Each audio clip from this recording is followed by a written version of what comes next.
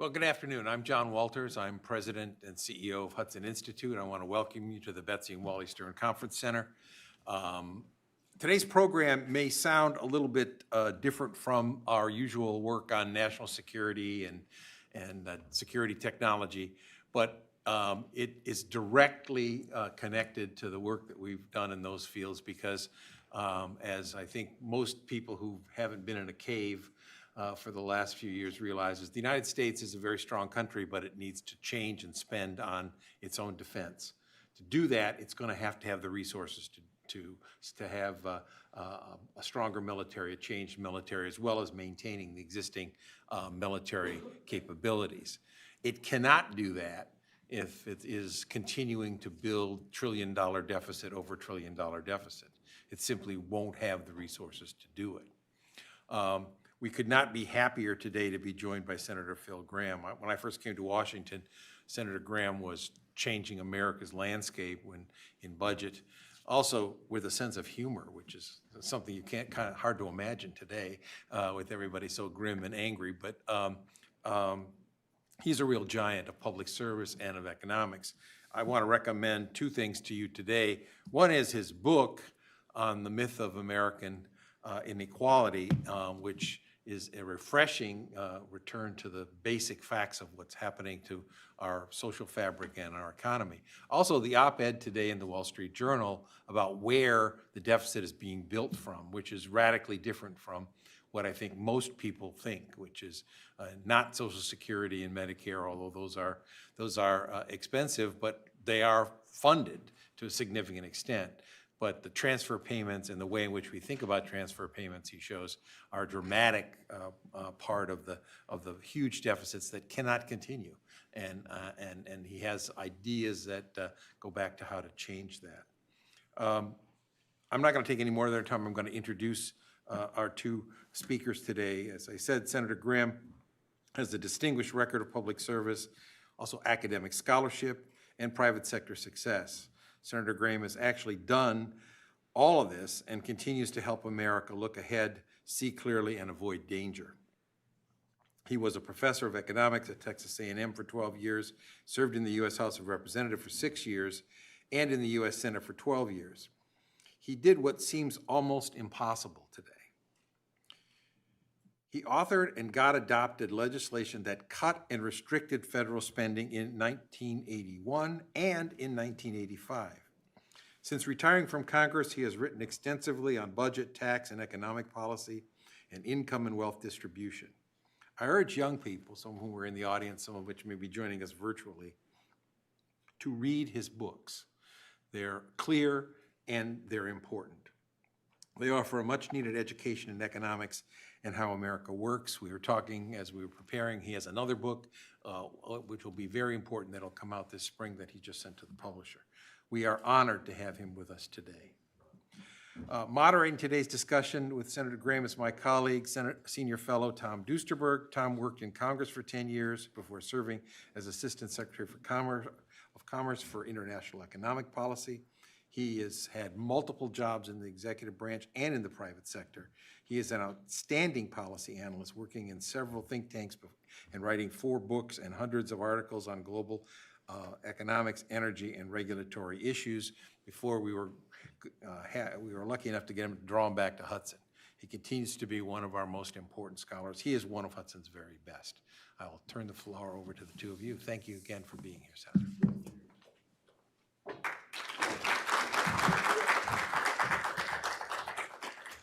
Well, John, thank you very much, and thank all of you for coming.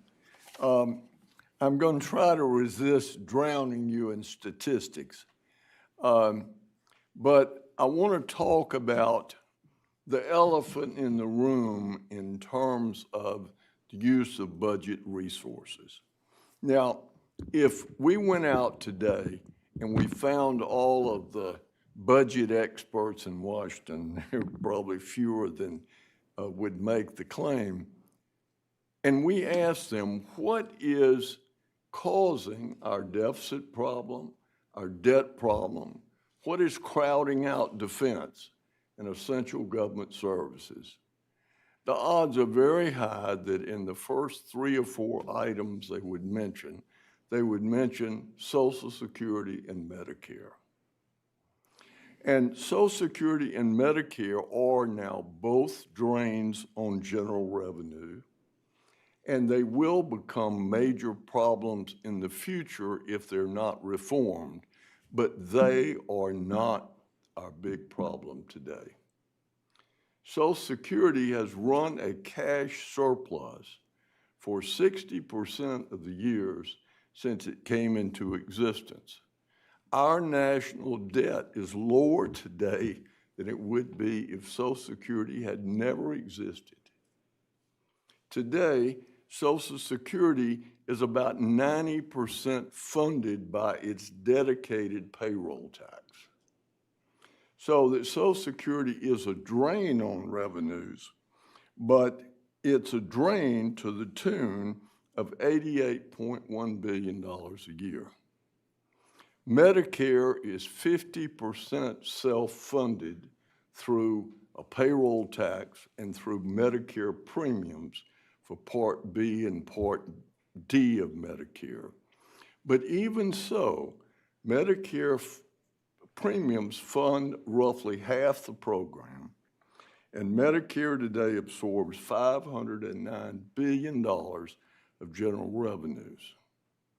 The elephant in the room that is absorbing massive amounts of general revenues is means-tested welfare programs. Means-tested welfare programs in 2023 made up $1.6 trillion of government expenditures. 72.6% of unobligated general revenues went to social welfare programs. Now, what is unobligated general revenue? Well, it's general revenues minus the payroll tax that's dedicated to Social Security, minus the payroll tax and premiums that are dedicated to Medicare, minus the cost of servicing the national debt. Means-tested welfare programs absorb more of the budget than Social Security, Medicare, and defense combined. Now, basically, how did all this happen? Well, we all know the war on poverty was declared in a famous speech in 1965, but the funding for the war on poverty ramped up in 1967.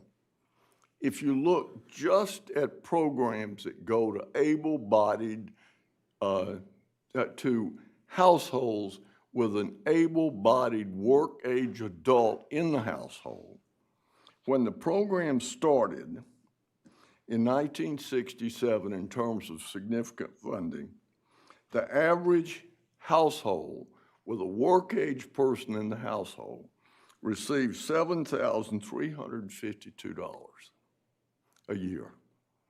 This is the bottom quintile average. By 2022, which is the last year where we have complete data, that number was $64,700. $64,700 of means-tested transfer payments that go on average to the bottom 20% of American earners. That is enough money to put you in the middle quintile if you earn that income.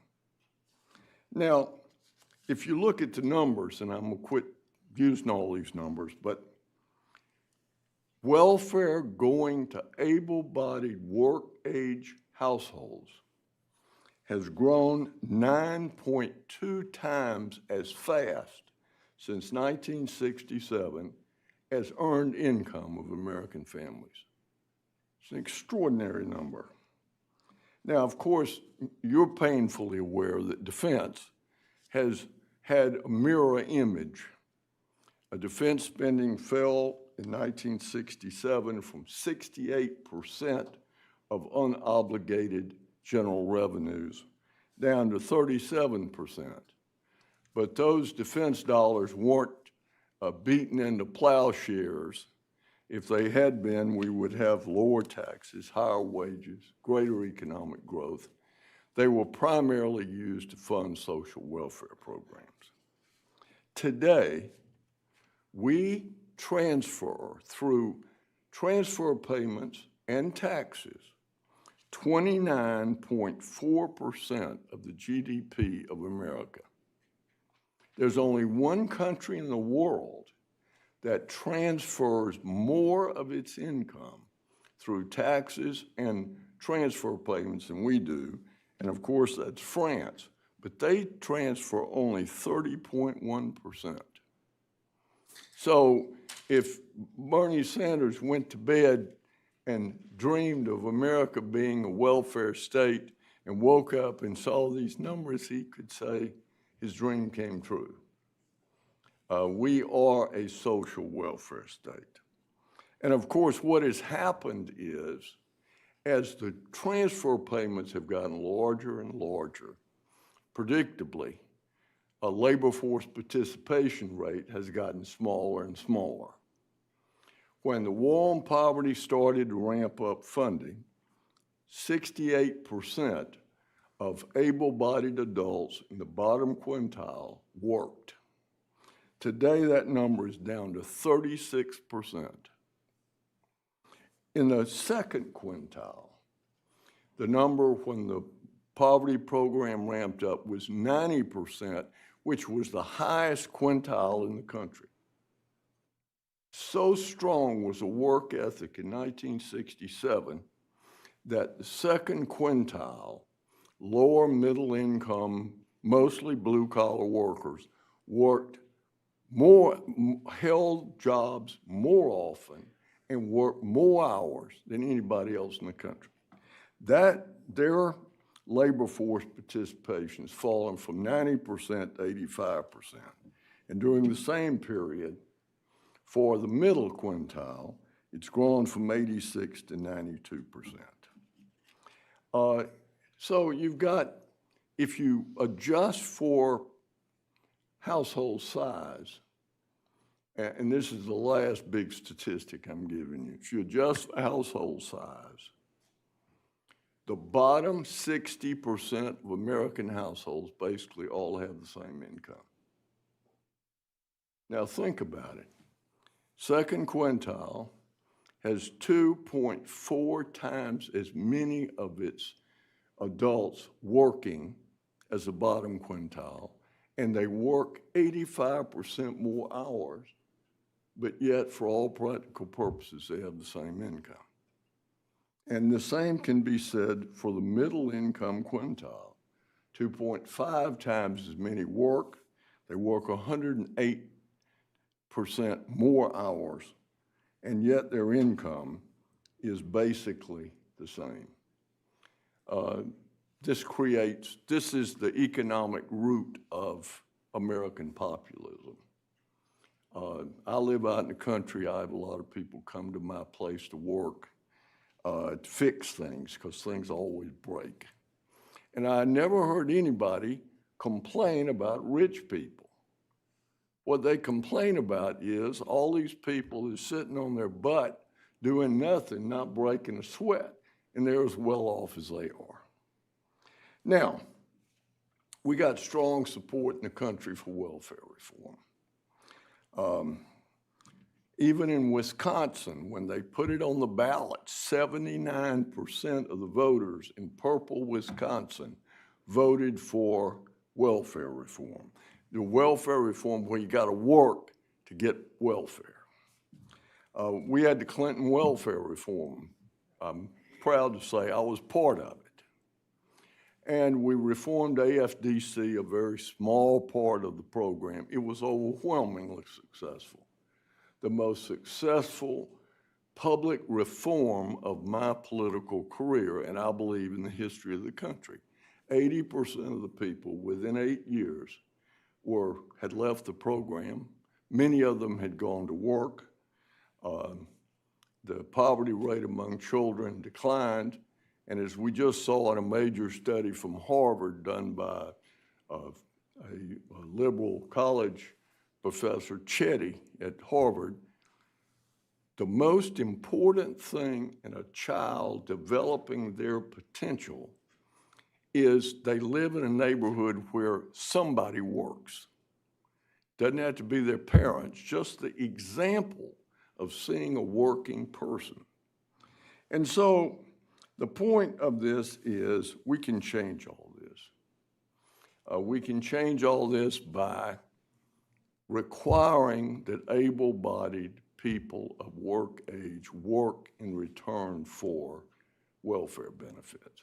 Now, I'm all in favor of tax incentives, but when you've got the average household in the bottom 20% getting $66.5 thousand a year in real purchasing power dollars, there's no way you can incentivize that in a way that they don't end up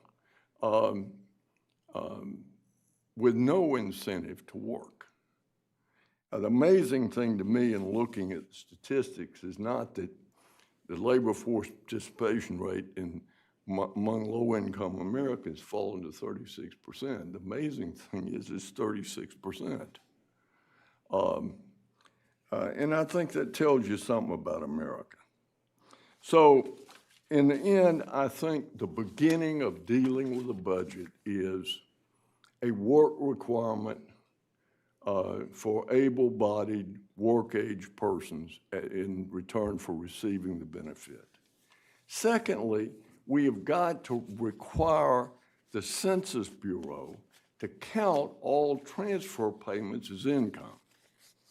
As of right now, the Census Bureau counts or does not count 88% of benefits that go to bottom quintile households or poverty households as income. It doesn't count, when you see these figures on what income is for Americans living in poverty, not counted in that number is refundable tax credits where you get a check from the Treasury, food stamps. We define poverty based on ability to consume income of 3 times the cost of a nutritionally adequate diet, and we give people food stamps we don't count as income. It's complete nonsense.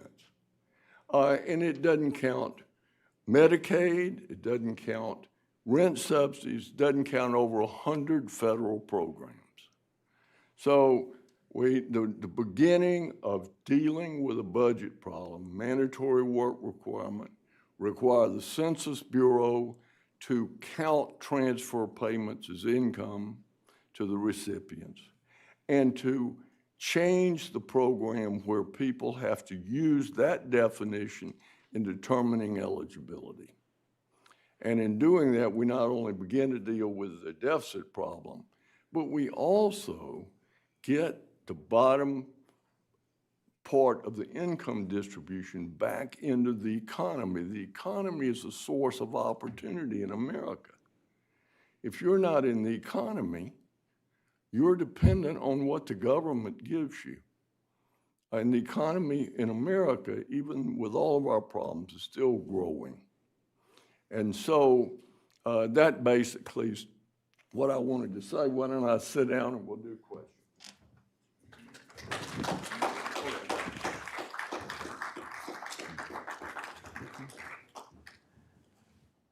Okay, Senator, thank you so much for sharing your thoughts, and congratulations on a brilliant op-ed in the Wall Street Journal today. We're happy to see that you are bringing your message to a wider audience.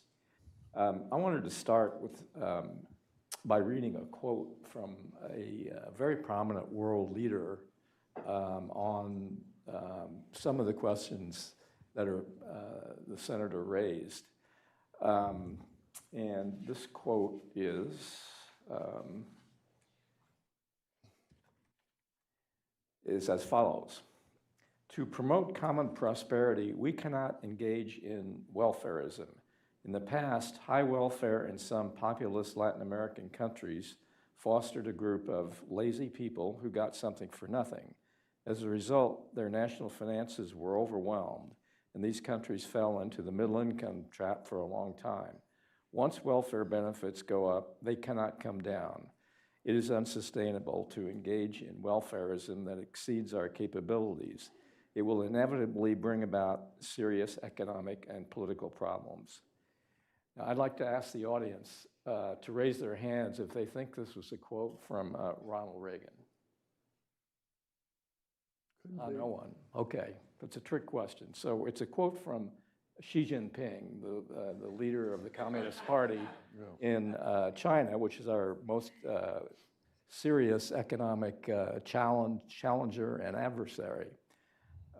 Senator, do you think that that attitude, and it's translated into the actual welfare system, the comparable number, not to bore you with more numbers, for transfer payments as a percent of income in China is 14%, half of what it is in the United States. Does this give our adversary some economic advantage that we need to think about? Well, obviously, to the extent that they're not spending the money on welfare, they can spend it on other things. But I would say that's the small benefit.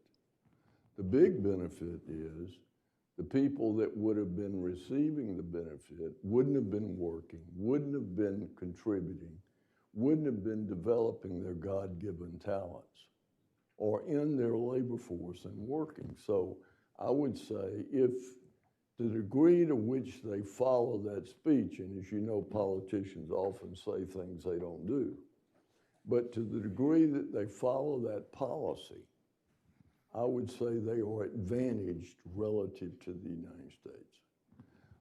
Now, they're disadvantaged in many, many other ways because of government involvement in the economy, government involvement in setting prices, government support for inefficient industries, government determining where investment occurs. We're doing too much of that. They're doing far more than we're doing. You know, you can be right in one area and very wrong in another area. But bringing your people into the labor force is very productive policy. And also, it promotes happiness. Idle hands are the devil's workshop. I don't believe people on welfare in America are as happy as they would be working. So I don't buy the idea that I don't love people because I want to reform welfare. I love people and I want to reform welfare because I love them. I don't think it's helping them. I used to try to explain to my mama that when I was growing up, if we'd had welfare, my life would be very different. And my mother could never accept it because she said, well, I wouldn't have taken it. And I said, Mother, everybody you would have known would have been taking it. People would have made fun of you for not taking it. Of course, she'd say, if you ever say I'd take welfare, I'll denounce you for it. But the point is, it seduces the human spirit. And so it's bad economic policy, it's bad social policy, it's un-American, and I'm against it. Okay, well, that's clear enough. I want to turn now to the drier subject of pure economics. I note that in a very important event a couple of nights ago, a debate between our two presidential candidates, I don't think there was more than one allusion, not to say discussion of the debt issue. But yet we have now in the United States debt equal to over 100% of our entire economic output each year. A few years ago, two economists named Reinhardt and Rogoff wrote a book called This Time is Different. Yeah, I read it.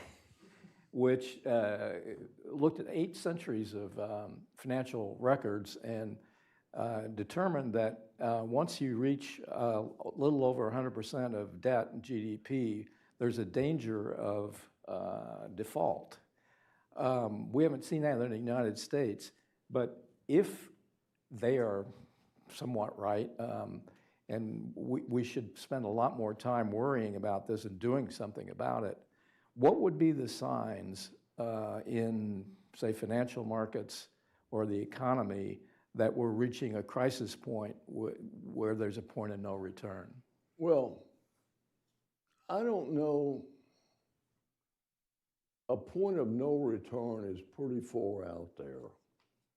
A point where it's going to be painful as hell to get back. I think that's more realistic about where we're headed. You don't go broke based on how much money you owe. You go broke when you can't pay interest on it. And so it's clear that if we stayed on the current trajectory we're on, that we're going to reach a point where first foreigners and then domestic investors are going to become fearful about holding government debt. And when they do, interest rates are going to spike. And when they do, we're not going to be able to pay interest on the debt. And so, will this ultimately happen if we continue to have business as usual? The answer is yes. Now, what will happen as we approach that point? What kind of survival instinct will the country show? I think that's an open question. I was involved in sort of something nowhere near as menacing, but still menacing. When I came to Washington, the interest rates were 21.5%. We'd had 9.2% inflation for 9 years. Our embassy was being held hostage in Iran. The Soviet Union was on the march all over the world. And things were pretty bleak. But we changed it. So it happened then, could happen again. Obviously, the advice you give everybody, I mean, whoever goes to the doctor's going to give them the same advice. If you don't lose weight, you're going to end up paying for it. You know it, it's true, it's obvious. But normally people don't get the religion until something happens to them. I have a friend, I see them, and they've lost 25 pounds. They look like a different person. I know they probably had a heart attack. It sort of focuses the mind. So this will happen to America. All I'll say, and I don't want to sound like Harris, but you know, nobody's ever made money by betting against America. And so we've got so many things that are so right in this country that we have ability to overcome things other countries could not overcome. So I spoke the other night to a group of scholarship recipients that they were chosen totally on merit. Didn't know their race, didn't know their gender. There were 66% of them had foreign-born parents. So you ask yourself, how is it selected totally on merit that 66% of these people had foreign-born parents? Well, they had a lot of wanna. Their parents understood that this is a privilege being here. They didn't want their child to squander the opportunity. And they were flat committed. And that energy's out there everywhere. And these people born, oh my God, all over the country, from Nigeria to the Philippines. So that force is very powerful. It's a source of our greatness. Americans are ordinary people. We just have an extraordinary system. That's the difference. Well, Winston Churchill once said, America always gets to the right place after having exhausted all the other I alternatives. hope that's right. It has been historically. We've always had a survival instinct, and part of it has been that when the economy's got not good, people are unhappy and they want change. So the question is, if the economy's not good, can you win an election by simply offering more money? I mean, I don't know about you, and I'm not going to get partisan here, but I was struck in the debate about, well, I've got a program, we'll give you $25,000 to buy a house, I'm going to give you $6,000 for a child. And so and nobody, of course, asked the question, well, where in the hell is all that money going to come from? Whose smokehouse is that bacon coming out of? You know, so the survival instinct has always been Americans. They make mistakes, they fall in love, they get mad, but ultimately they come to their senses. So, Okay. Let me just ask one more question about possibility of problems in our financial markets. We do have adversaries that don't wish us well, and some of them hold a lot of our debt, including China. And the data from recent years indicates that China's holdings of U.S. debt have been declining for quite some time, and they're now at the lowest level in 15 years. Japan is also selling down their debt. The BRICS country, the allies of China, let's put it that way, sold $125 billion worth of U.S. Treasuries last year on net. Is that a sign of a loss of confidence? Is it their malign intentions on the part of people like the Chinese? Is that lowering of the willingness of wealthy countries to buy U.S. Treasuries a sign of a loss of confidence that we should worry about? well, it's certainly, if I were Secretary of the Treasury and I were responsible for selling every month huge amounts of debt, it would worry me. So I think it is an indication, more what the Japanese are doing than what the Chinese are doing.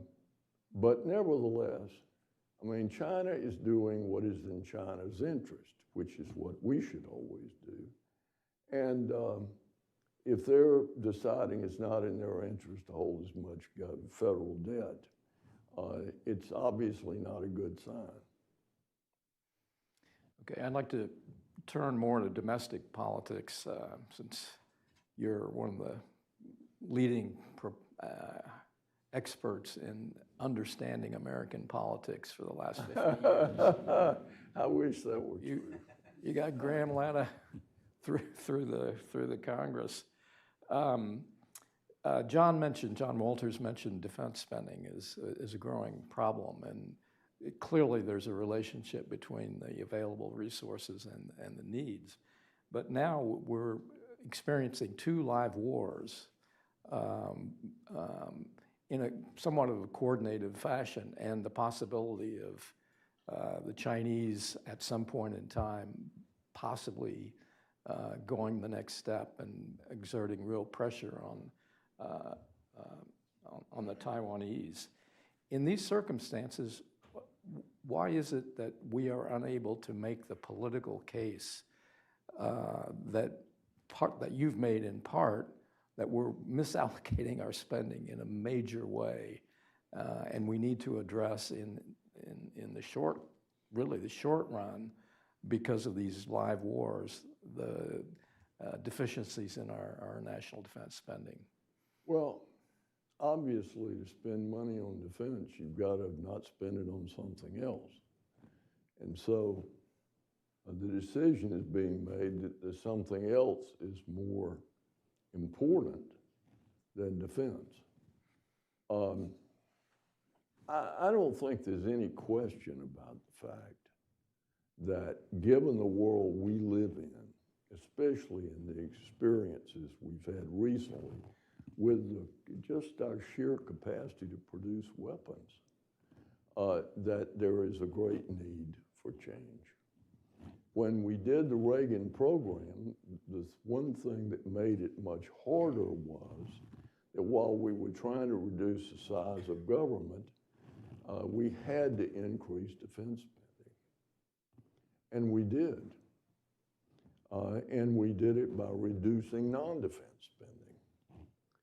If you look at the 8 years of the Reagan program, we made government smaller, we made non-defense smaller, we made defense bigger.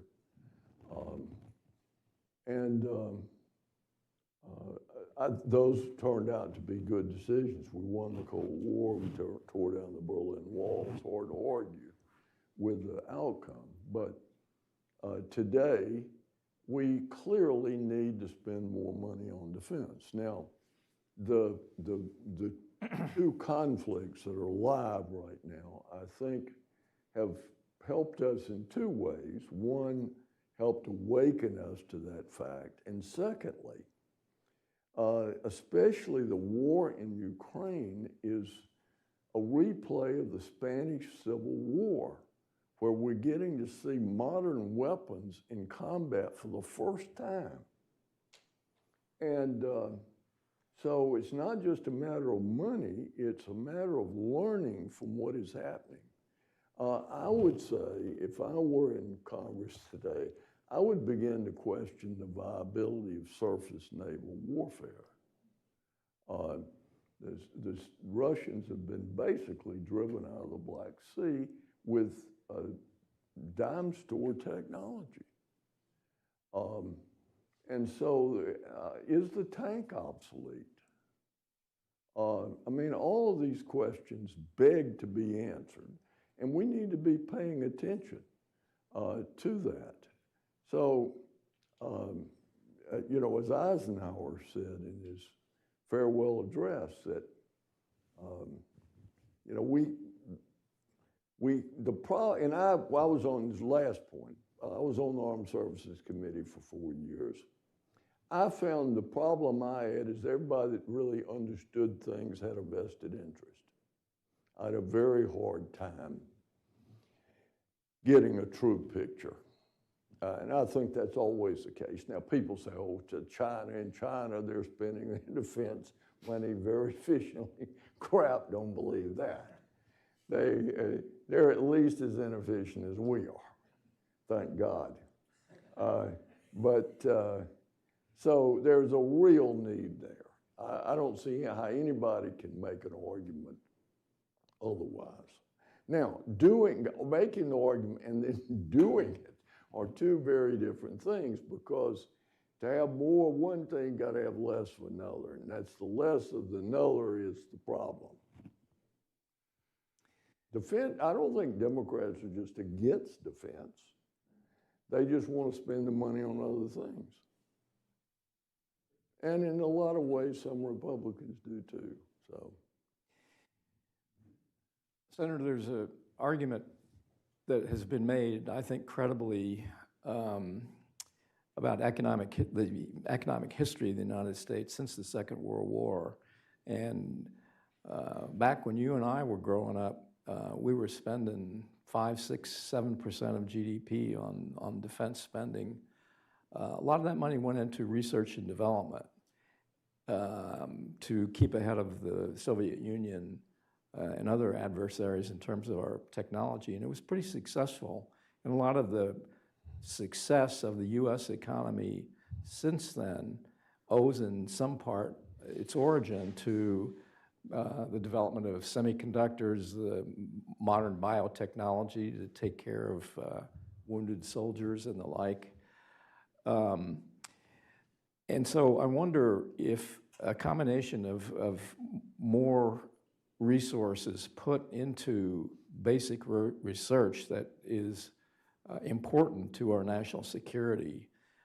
And you made, I think I understood you right, part of your argument about the lack of work effort that is incentivized by our transfer system, our income transfer system, is that we're wasting human capital.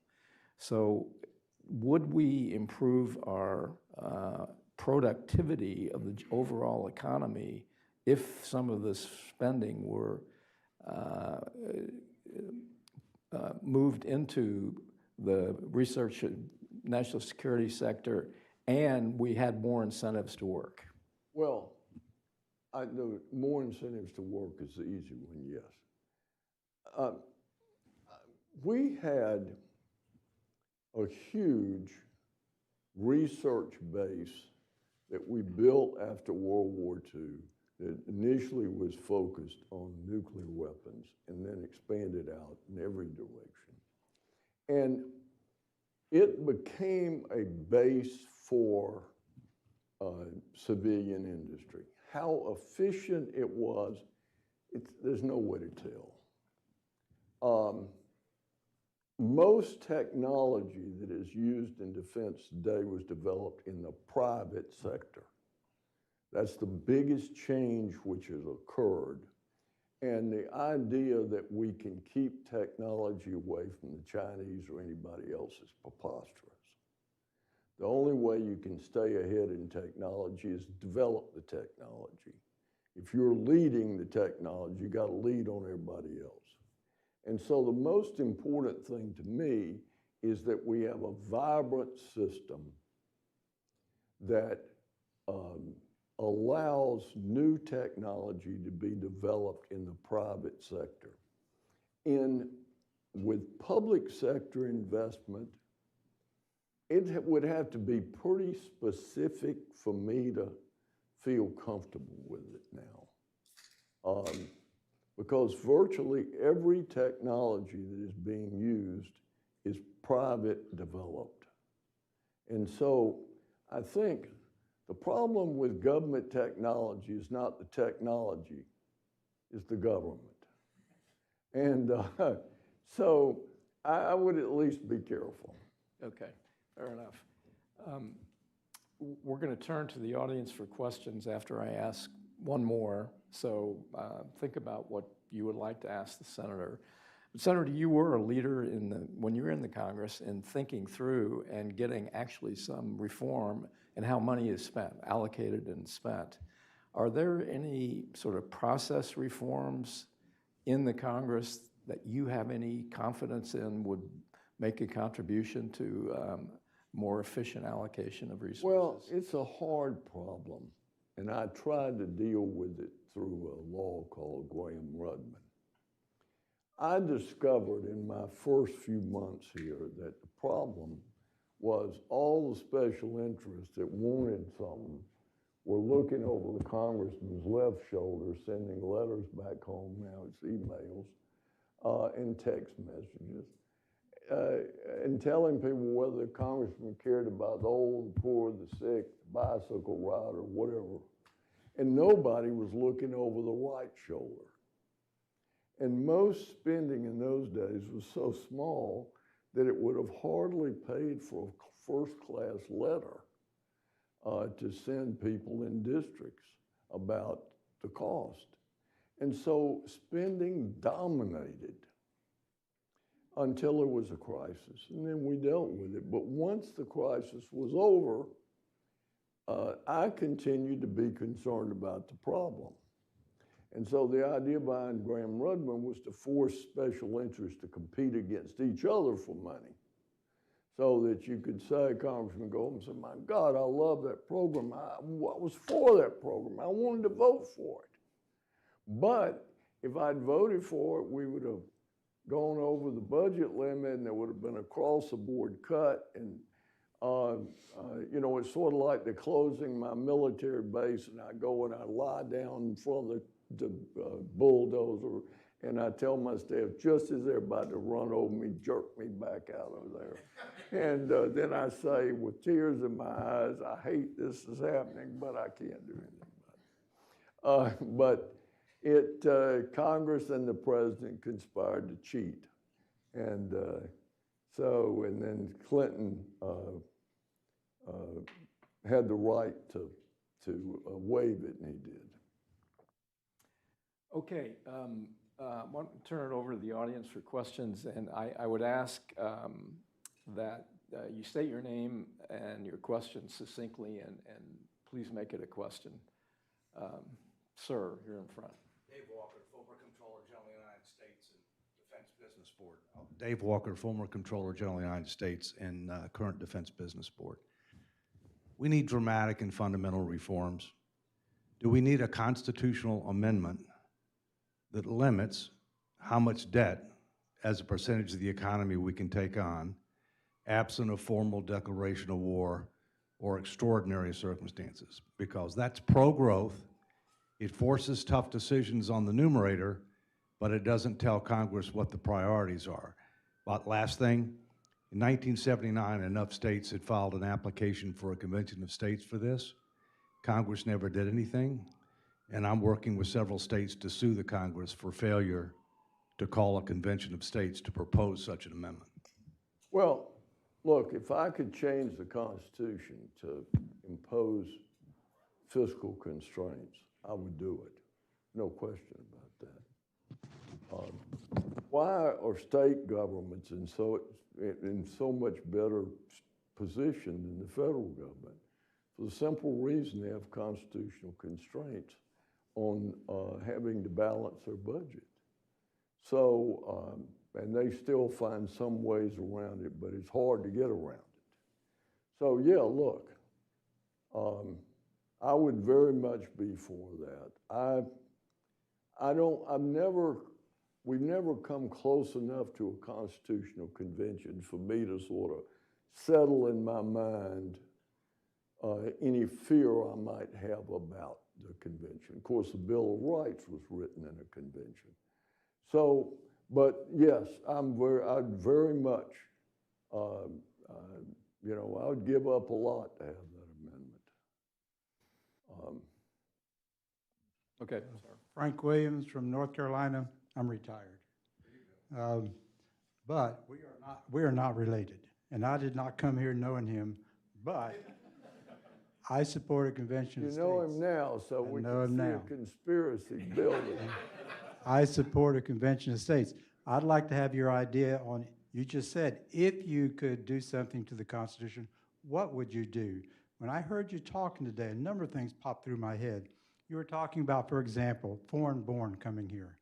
Well, I happen to have been the Refugee Services Coordinator Director for Lutheran families for North and South Carolina. I've resettled over 3,000 Vietnamese refugees. My wife is a Vietnamese refugee.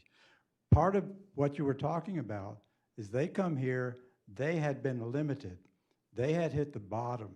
They did not want their children to do that. There's been studies about how come the Asians are so smart? Well, they found out they're not really. The parents make their kids study.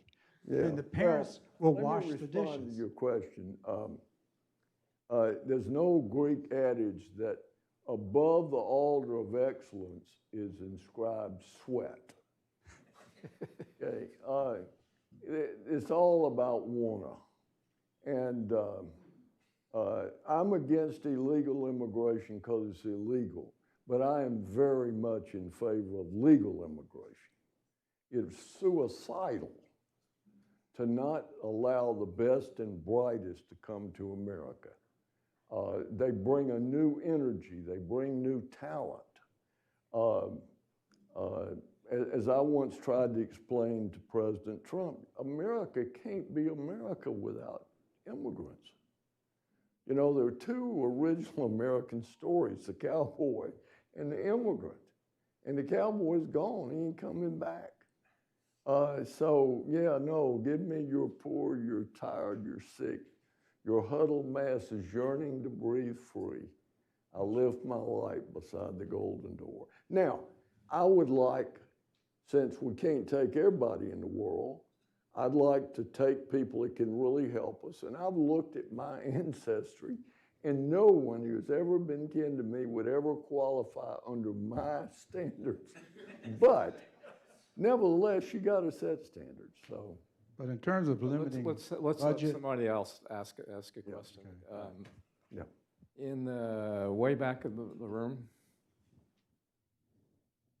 Good afternoon. Phil Linderman's the name. Senator, great fan, but you implied that President Reagan, when he left office, had actually reduced social spending. Maybe you could clarify that. And then a question to you about skepticism in government. Calvin Coolidge said, spending more money on defense doesn't necessarily bring more defense. Don't we have to look at defense too to get a handle on the budget? Well, my problem with multiple part questions is I'm old and I forget the first one by the time I get to the second one. So let me do the second one. Our problems in defense are not just the amount. We have a problem in that we don't have enough resources. No question about that. I have no doubt in my mind that there is tremendous inefficiency in the American defense system. And I would like to see us attempt to do something about that as we're providing new money. It's very difficult to do. I never could understand when I was in Congress why the three services continued basically to get their share of the money when clearly things were changing. But those are age-old problems. So we need to spend more money and we need to spend it better, and that means we got to spend less money in other areas. And the money that we do spend in those areas, we need to spend more efficiently. Now, what was it about Reagan? You said, I thought I heard you say that Reagan obviously increased defense spending, a trade-off there, and that at the end of the two terms, the spending on non-defense had declined. Maybe it declined. Yes. What happened is spending on defense went up, spending on non-defense went down. Total spending did not change very much. Government was smaller, and the economy was much bigger. And the combination of all those things produced the economy that basically we had prosperity for 25 years. We got a surplus when the Cold War ended and there were these big cuts in defense. And then the question was, what are you going to do with the surplus? And so I was eager to give it back rather than spend it. And we did mostly spend it. Okay, I think we got time for one more question. Elizabeth in the back here. Yeah, get this lady in the back. We have a gender problem here. Hi there, my name is Bella. I am actually from Texas. I go to the University of Texas at Austin. And I was wondering, so I am a public health student, and so I'm really interested in, like healthcare reform. And with Medicaid specifically, you talked about mandatory work requirements, but I was wondering how you felt about creating like caps or reforming private healthcare, maybe like in tangent with, mandatory work requirements or like one or the other. I was just wondering how you feel about like private healthcare reform. Okay. The Medicare is tough. The whole healthcare area is tough. And part of it is, during the war, businesses had trouble getting workers, and they gave fringe benefits. And the big benefit was hospitalization insurance, and it was tax-free. And so we based on that happenstance, the way our healthcare system has evolved, is that we have our employer, for most Americans, pay for our health insurance. And this creates a problem where you've got a payment by a third party. So as I once said in the healthcare debate, if I bought groceries the way I buy healthcare, where somebody else paid 90% of the cost of whatever I put in my basket, I would eat differently and so would my dog, okay? So in the end, we've got to provide incentives for people to be cost conscious. Now, when you got blast crisis cancer, it's too late, okay? And I understand that, and you've got to have sort of fail-safe situations. But you've got to have it where people are paying part of the cost. And it can be small. I've tried to do a co-payment for home health care. My mama would have the home health care people come, and she'd serve coffee and cake, and she'd talk to them, and then they'd leave, and the federal government would pay them. So I came up with the idea of having a $7 copayment. My mother was furious, denounced it. How dare I do that? But the point is, we ultimately have got to have incentives, because in the end, we're not going to be able to pay for this, and you're going to end up with rationing.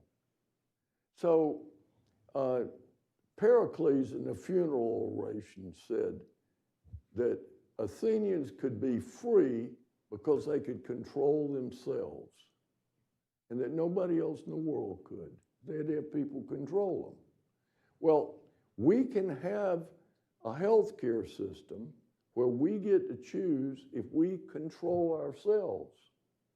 But if we don't control ourselves, we're going to end up with a healthcare system where somebody else chooses, and somebody else is going to be government. And it's not like we're speculating about this. It's happening all over the world. You go to Britain, you die before you get the treatment. And people go into the private healthcare system on the weekends, and a doctor that does 2 procedures a day on Monday, Tuesday, Wednesday, Thursday, and Friday does 14 on Saturday, where he's getting paid, or she's getting paid. So incentives work. We got to have them in healthcare, and you can say it's a right. That's the first, you're dealing with a socialist when they cloak themselves in righteousness and say, healthcare is a right. Well, the problem is, if you're going to give it to people, they're going to consume huge amounts of it. You're not going to be able to pay for it. And then somebody's going to decide when they're euthanized. Those are the kind of choices we're going to have to deal with. It's a tough area. It's one I've thought an awful lot about. It's an area that I'm very interested in. But freedom, we just need more freedom and more responsibility in healthcare. I'm very much in favor of allowing people on Medicare to opt for private health insurance. I have a grandson who was born to be a doctor. But he's not going to become a doctor, because I don't want him to work for the government. He's going into finance. Basically because I know what the future is going to be like. When I defeated the Clinton health care bill, which I killed, I'm proud to say, Ted Kennedy said to me, Graham, you're on the losing side of history. And I said, oh, I know it. But I'm not indifferent about when the loss occurs. I'm going to fight it as long and as hard as I can. And it never happened while I was there. Well, we were ending on a high note here with Pericles, and I want to recall what William Buckley said, which was what he was trying to do was to stand athwart history and say stop. Yes. So Senator Gramm's career exemplifies that, and so please join me in thanking him for sharing his wisdom.